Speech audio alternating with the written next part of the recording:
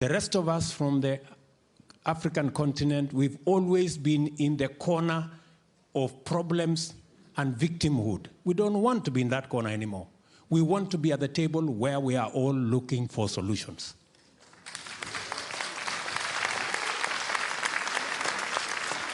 The new Gaddafi of Africa. Most people remember Muammar Gaddafi as a dictator and his alleged involvement in the bombing of planes and buildings, as well as his support for terrorist organizations.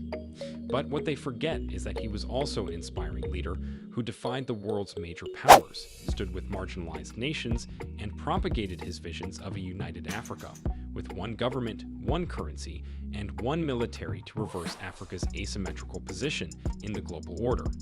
In fact, after Kwame Nkrumah died in 1972, Gaddafi gained leadership of the Pan-Africanist movement and became the most prominent champion of African unification, eventually leading to the foundation of the African Union. However, after his death, no African leader has been more vocal on African unity than Kenyan President William Ruto. His statements since taking office in 2022 have sparked speculation about whether he is the next Gaddafi and whether he intends to follow in his footsteps. In this video, we will take a look at some of the statements made by President Ruto since he assumed office. When the African Union was established in 2002 to replace the Organization of African Unity, its founders saw it as a step toward establishing a more united Africa. Without a doubt, the organization has succeeded to some extent in developing continent-wide economic and political coordinating structures and operations. However, as an organization, the African Union has not done much in terms of tackling African problems with African solutions, nor has it made much progress toward a united Africa. The blatant disunity of the AU member states on numerous fronts, including language, culture, and geographic location, has hampered the continent which has suffered the most from colonialism and Western imperialism. And since the deaths of Kwame Nkrumah and Muammar Gaddafi, no African leader has risen up to champion the cause of the continent until Kenya's President William Ruto. Since he assumed office in 2022, President Ruto has distinguished himself through his speeches in several regional conferences as a champion for the African continent, fighting against alleged mistreatment of its leaders by developed countries, and leading the countries coping with the excesses of their Western counterparts. According to Gilbert Kadiagala, a professor of international relations at the University of the Witwatersrand in South Africa, Ruto's remarks at the various regional summits sound like previous maximalist Pan-Africanists such as Ghana's Kwame Nkrumah and Libya's Gaddafi, who proposed the United States of Africa. Professor Gilbert's statements about President Ruto are accurate because, for example, on May 17, while speaking at the Pan-African Parliament Summit in South Africa, President Ruto made a passionate pitch for the continent's return to Pan-Africanism and protested against the continent's mistreatment by foreign powers in a speech that received a standing ovation from leaders. In his speech, Ruto bemoaned the blatant weakening of the individual sovereignty of Africa's more than 50 states, citing summits between Africa, a collective, and an individual power, such as the United States. The Kenyan president questioned why more than 50 African heads of state must travel to Washington to attend a U.S.-Africa summit when they may appoint a troika to represent them all and report back to them. Ruto also revealed that the invitation from the U.S. to attend the summit is signed off with threats of consequences for non-attendance. In other words, African leaders are required by Washington to drop any other engagement to fly out to America to meet with a sitting president like schoolboys and girls summoned by a headmaster. They are dined and wined in widely televised interactions that depict the power of the superpower in international relations.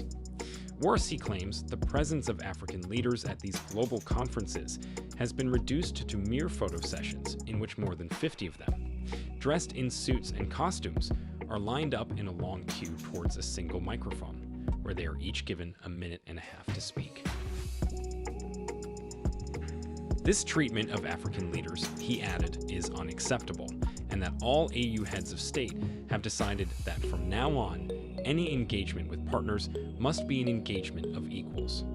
This means that any foreign power that wishes to engage with Africa must interact in a way that allows us to successfully represent our people, perform our mandate, and express our challenges. He also stated that the African Union Reform Program must be prioritized, and that member states must develop functional continental governing mechanisms to support a worthy African Union. In yet another conference, the Mo Ibrahim Governance Weekend, held at the Kenya International Convention Center, President Ruto lamented how African leaders are sometimes treated like school children, citing a September 2022 incident in which African heads of state were transported in a bus to Buckingham Palace in the United Kingdom for the late Queen Elizabeth II's funeral service. He said they were told to park their vehicles at a site in West London and board the bus, but other leaders from developed countries, like the US President Joe Biden, used their official vehicles. He described the experience as demeaning to African leaders and stated that he believes this generation of African leaders has the historic mandate to retire this unhelpful profile and articulate a more accurate and compelling portrait of Africa that is both factual and developmentally aspirational. During the same conference, President Ruto challenged the global banking sector to charge developing countries fair interest rates on loans, urging them to focus on Africa's underlying potential rather than viewing them as high-risk borrowers. According to him, developed countries enjoy interest rates as low as 0.5%, compared to more than 10% for developing countries, and the high interest rates have made it impossible for developing countries to finance significant development. He also stated that the current system has failed to respond to the needs of emerging economies, and that it is raped against countries in the global south. We are asking for a win-win financial architecture that brings everyone on board, he added. At the third Pan-African Parliamentarian Summit on Climate Policy and Equity in Midrand, held in Johannesburg, South Africa, President Ruto stated that it was time for reforms at the United Nations Security Council. He underlined that while the UN is an essential venue for transacting world affairs in diplomacy, peace, security, and trade, among other areas, Africa has remained significantly disadvantaged because the current structure of the UN was established over 80 years ago. He then called for the UN Security Council to be restructured from an exclusive club of 5 permanent members to a more representative global council that works for the interests of the entire world, and Africa should have 2 permanent seats at the council. President Ruto, like his predecessor Gaddafi, has called for a single African currency to ease intra-African commerce. He said this during his first speech at the 22nd Common Market for Eastern and Southern Africa Summit for Heads of State held in Lusaka, Zambia. Outlining the importance of regional integration, President Ruto emphasized the necessity to eliminate currency exchange problems in trade operations. Our people cannot trade without worrying about which currency to use, he explained. This, among other non-tariff barriers, is something we must urgently address so that our people can begin to trade together and integrate. In a speech to the Zimbabwe Parliament, President Ruto joined the growing chorus of countries calling for global de-dollarization, which is gaining traction as countries worldwide seek alternatives to the hegemony of the US dollar, with China and Russia now trading in their own currencies. The president urged African nations to abandon the use of the dollar for intra-continental trade and instead utilize local currencies for buying and selling.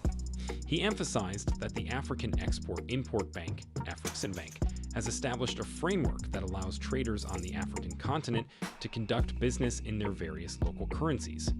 He further stated that Kenya is embracing the Afreximbank payment system to ease trade and urged other African countries to take advantage of the Pan-African Payment and Settlement System, PAPSS, created by Afreximbank. During his speech, he questioned the necessity of integrating US dollars in commercial activity between the two countries, while also expressing Kenya's support for the Pan-African Payment and Settlement System championed by Afreximbank. The Kenyan president underlined that the objective is not to fight the US dollar, but rather to enhance the convenience of doing business. He then advised that purchases made in the United States be settled in dollars, while transactions with Djibouti be performed in local currencies. Certainly, all of these speeches show that President Ruto has clearly portrayed himself as a champion for the African continent, and some analysts believe he has the potential to fill the void left by the late South African President Nelson Mandela if he plays his cards correctly and avoids antagonizing key players on the global stage, as Gaddafi did. What do you think of President Ruto? Can he do better than his predecessor? Do leave your comment down below, and don't forget to like, share, subscribe, and enable on the notifications button if you are new to our channel.